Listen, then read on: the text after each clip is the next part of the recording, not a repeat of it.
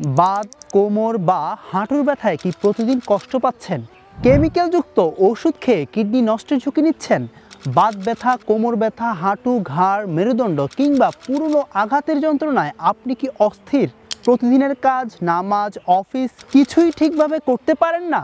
কেমিক্যালযুক্ত ব্যথার ওষুধ খেতে খেতে কিডনির সমস্যা হয়ে যাচ্ছে?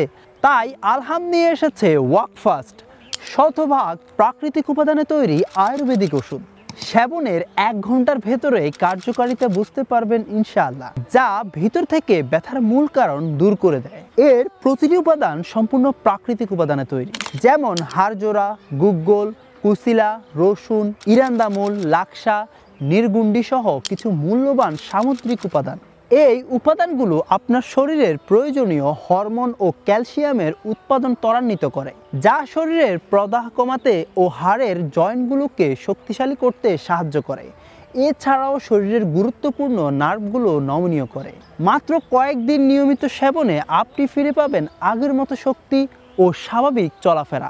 আর নয় ব্যথার কারণে বসে থাকা